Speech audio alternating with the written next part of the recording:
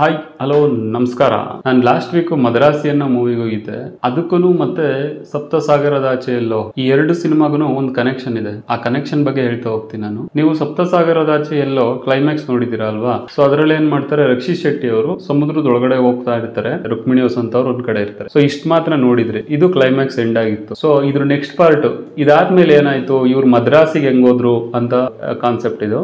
ಈ ರಕ್ಷಿತ್ ಶೆಟ್ಟಿ ಅವರು ಸಮುದ್ರದಲ್ಲಿ ಮುಳುಗ್ಬೇಕಾದ್ರೆ ಈ ರುಕ್ಮಿಣಿ ವಸಂತ್ ಅವ್ರಿಗೆ ಅವ್ರದ್ದು ಹಳೆ ಲವ್ ನೆನಪಾಗ್ಬಿಟ್ಟು ಏನ್ ಮಾಡ್ತಾರೆ, ಈ ರಕ್ಷಿತ್ ಶೆಟ್ಟಿನ ಉಳ್ಕೊಂಡು ಸಮುದ್ರದ ಹತ್ರ ಬರ್ತಾರೆ. ಅಲ್ಲಿ ರಕ್ಷಿತ್ ಶೆಟ್ಟಿ ಇರಲ್ಲ. ನನ್ ಸಮುದ್ರ ನೀನು ಅಂತ ಹೇಳೋದಕ್ಕೆ ಸಮುದ್ರ ಇದೆ, ಬಟ್ ಮನು ಇಲ್ಲ.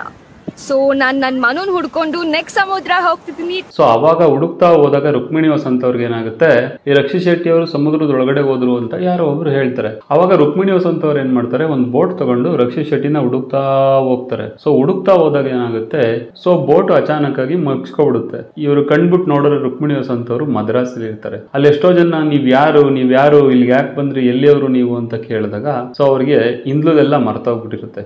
ರಕ್ಷಿತ್ ಶೆಟ್ಟಿನೂ ಮರ್ತೋಗಿರ್ತಾರೆ, ಅವ್ರ ಮದ್ವೆ ಆಗಿರೋ ಗಂಡನೂ ಮರ್ತೋಗಿರ್ತಾರೆ. ಆ ಮದ್ರಾಸಿಯಿಂದ ಸಿನಿಮಾ ಸ್ಟಾರ್ಟ್ ಆಗುತ್ತೆ. ಸೊ ಈ ಕನೆಕ್ಷನ್ ಮದ್ರಾಸಿ ಮತ್ತೆ ಈ ಸಪ್ತಸಾಗರದಾಚೆಗೂ ಎಲ್ಲೋ ಇರೋ ಒಂದು ಕನೆಕ್ಷನ್. ಈ ರುಕ್ಮಿಣಿ ವಸಂತ ಅವ್ರು ಏನು ಹೇಳ್ತಿರಲ್ವಲ್ಲ, ಅದಕ್ಕೆ ಏನ್ ಮಾಡ್ತಾರೆ, ಒಂದಷ್ಟು ಜನ ಸೇರ್ಕೊಂಡು ಏನ್ ಮಾಡ್ತಾರೆ, ರುಕ್ಮಿಣಿ ವಸಂತನ ಒಂದು ಮೆಂಟಲ್ ಹಾಸ್ಪಿಟಲ್ ಕರ್ಕೊಂಡು ಹೋಗಿ ಸೇರಿಸ್ತಾರೆ. ಅಲ್ಲಿ ಶಿವಕಾರ್ತಿಕೇಯನ್ ಪರಿಚಯ ಆಗ್ತಾರೆ ಇವ್ರಿಗೆ. ಅಲ್ಲಿ ಇವರಿಬ್ರಿಗೂ ಒಂದು ಕನೆಕ್ಟಿವಿಟಿ ಬೆಳೆಯುತ್ತೆ. ಆ ಕನೆಕ್ಟಿವಿಟಿ ಅಂಡರ್ ವರ್ಲ್ಡ್ ಗೆ ಹೆಂಗ್ ಕನೆಕ್ಟ್ ಆಗುತ್ತೆ, ರುಕ್ಮಿಣಿ ವಸಂತ ಅವ್ರಿಗೋಸ್ಕರ ಶಿವಕಾರ್ತಿಕೇಯನ್ ಅಷ್ಟೆಲ್ಲ ಹೊಡೆದಾಡ್ತಾರ ಅನ್ನೋದೇ ಈ ಮದ್ರಾಸಿ ಸಿನಿಮಾದ ಕತೆ. ಹಿಂಗ್ ಕತೆ ಮಾಡಿದ್ರೆ ಚೆನ್ನಾಗಿರ್ತಿತ್ತು ಅಂತ ನನ್ಗೆ ಅನ್ನಿಸ್ತು.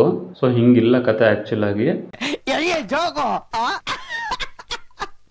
ಈ ಆಕ್ಷನ್ ಸಿನಿಮಾ ನೋಡೋರ್ಗೆ ಈ ಮದ್ರಾಸಿ ಸಿನಿಮಾ ಇಷ್ಟ ಆಗುತ್ತೆ ಅಷ್ಟೇ. ಏನು ತುಂಬಾ ಹೊಸದು ಅನ್ನಂಗೆ ಏನಿಲ್ಲ ಕತೆ. ನೋಡಿರೋ ಕತೆಗಳಲ್ಲೇ ತಿರುಗಿಸಿ ಬರಗಿಸಿ ಮಾಡಿರೋ ಕತೆಗಳಷ್ಟೇ. ಆಕ್ಷನ್ ಸಿನಿಮಾ ನೋಡೋರ್ಗೆ ಓಕೆ ಮದ್ರಾಸಿ ಇಷ್ಟ ಆಗುತ್ತೆ. ಆಕ್ಷನ್ ಸಿನಿಮಾ ಇಷ್ಟ ಆಗಲ್ಲ ಅನ್ನೋರ್ಗೆ ಮದ್ರಾಸಿ ಇಷ್ಟ ಆಗಲ್ಲ.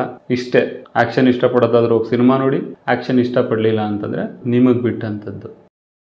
ಈ ರುಕ್ಮಿಣಿ ವಸಂತ್ ಅವರು ಬೋಟಲ್ಲಿ ಹುಡಿಕೊಂಡು ರಕ್ಷಿತ್ ಶೆಟ್ಟಿನ ಹೋಗ್ಬೇಕಾದ್ರೆ ಆ ಬೋಟು ರಾಕಿ ಬಾಯ್ದೊಂದು ಹಡಗ್ ಬರ್ತಾ ಇರುತ್ತೆ, ನೋಡಿರ್ತೀರಲ್ವಾ KGFಗೆ. ಆ KGF ಬೋಟ್ಗೆ ಡ್ಯಾಶ್ ಹೊಡೆಯುತ್ತೆ. ಸೊ ಡ್ಯಾಶ್ ಹೊಡೆದಾಗ ಏನಾಗುತ್ತೆ, ರುಕ್ಮಿಣಿ ವಸಂತ್ ಅವ್ರು ನೀರಿಗೆ ಬಿದ್ದೋಗ್ತಾರೆ. ನೀರಿಗೆ ಬಿದ್ದೋದಾಗ ರಾಕಿ ಬಾಯ್ ಅವತ್ತು ರುಕ್ಮಿಣಿ ವಸಂತನ ಕಾಪಾಡೋದು. ಸೊ ಅವತ್ತು ಕಾಪಾಡ್ಬಿಟ್ಟು ಏನ್ ಮಾಡ್ತಾರೆ, ರುಕ್ಮಿಣಿ ವಸಂತ್ ಅವ್ರನ್ನ ರಾಕಿ ಬಾಯ್ ಅವರು ತಗೊಂಡೋಗಿ ಮದ್ರಾಸಿಗೆ ಬಿಡ್ತಾರೆ. ಸೊ ಮದ್ರಾಸಿಗೆ ಬಿಟ್ಟಾಗ ಈ ಕತೆ ನಡೆಯುತ್ತೆ. ಈ ಮದ್ರಾಸಿ ಮುಗಿಯುವಷ್ಟರಲ್ಲಿ ಏನಾಗುತ್ತೆ, ರುಕ್ಮಿಣಿ ವಸಂತ ಶಿವಕಾರ್ತಿಕೇಯನ್ನ ಮರ್ತು ಬಿಡ್ತಾರೆ. ಈ ಶಿವಕಾರ್ತಿಕೇಯನ್ನ ಮರ್ತ್ಬಿಟ್ಟು ಹುಚ್ಚುಚ್ಚರಂಗ್ ಆಡ್ಕೊಂಡು ಒಂದು ಬಾರ್ಗೆ ಹೋಗ್ತಾರೆ.